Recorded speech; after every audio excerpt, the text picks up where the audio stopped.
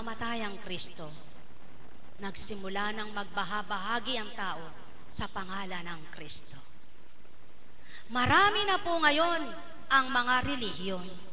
Hindi bagat ng dahil sa relihiyon, nag-aaway ang mag-ina, ang mag-asawa ay magkaiba ng kanilang pananaw. Ang isang pamilya, kumisay 3 relihiyon nila. Subalit iisa lamang ang pinagbabahabahagi na nila. Hindi po ba't ang Kristo pa rin? Hindi po ba't ang Ama lamang ang tunay na Diyos? Ngunit bakit nga po naganap ito? Sapagkat sa panahon po ngayon, kung paano ng panahon ng mga propeta ay nagsugo ang Ama na bilang propeta para sa kanila na maituwid at maipahayag ang katotohanan, ay hindi po naganap. At nang ibinaba ng Ama ang Kristo bilang isang Mesiyas ng sanlibutan upang tupdin gawin ang kaukulan ng pag-ibig ay ipadama, ipakilala ang katotohanan, ay wala pa rin pong katotohanang naganap. Kaya't mayroong mga alagad na hinirang, mga apostol niya, bilang isang lingkod. Ngayon po, mga mahal ko, sabihin nyo sa harapang ito kung di totoo ang bahaging ito. Hindi bagat ng dahil sa mga salita, hindi bagat ng dahil sa Kristo, nagbahabahagi ang tao. Ngayon, bilangin mo ang relihiyon ng tao. Ilang po na po ang relihiyon? Magbilang ka ng 10-10. Kung hindi ka magaling magbilang, mababaligaw ka na. Subalit, wala pong dapat na magparatang sa bawat isa mang relihiyon. Walang dapat humusga sa bawat relihiyon maliban ang Ama. Sapagkat kung minsan akala mo ang pagkain mong gulay ay maganda para sa iyo, ngunit akala naman ng isa magandang pagkain ng isda para sa kanya.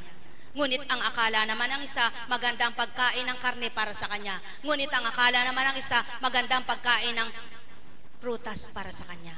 Hindi po ba? Gayon ang tao. May kanya-kanya silang panukala, may kanya-kanyang damdamin, may kanya-kanyang pananaw, may kanya-kanyang kaisipan. At ang bawat isa ay may katwirang isa lamang ang Kristo, ngunit hindi mapagtutuhanan ang paghahari ng Kristo sa katauhan. Paano mo mapaghahari ang Kristo sa buhay mo? At paano mo mapapatutuhanang ikaw ay naka Kristo? Hindi ba't mapangunawa ka sa kapwa mo? Hindi ba't mapagmahal ka sa kapwa mo? Hindi ba't tinatanggap mo yung kapwa mo? Hindi ba't nagpapakatotoo ka sa kapwa mo? Hindi ba't di ka nagpaparatang sa kapwa mo? Hindi ba't di mo hinahatulan ang kapwa mo? At yan ang pawang katotohanan, mga mahal ko. Sa gawain ito, hindi kayo tinuruan kailanman, huwag kayong tumungo sa iglesia, huwag kayong tumungo sa ganon, huwag kayong umalis sa Katoliko. Kung hindi ang tinuturan sa inyo, kung nagkaroon kayo ng pananaw sa isang relihiyon, halimbawa ay Katoliko, kung nakilala nyo ang Kristo doon, maari bang at gustuhin mo pa na magpalipat-lipat ka ng relihiyon? Yun po ang maliwanag na tinuturan, subalit kailan may hindi sinabing ang Katoliko ang totoo. Ang ganito ang totoo, sapagkat walang totoo maliban kay Kristo. Buhay po bang Diyos? Ang lahat na yan ay tama kung tama ang gumagawa. Subalit nagiging mali ang tama sa taong gumagawa. Tama po ba?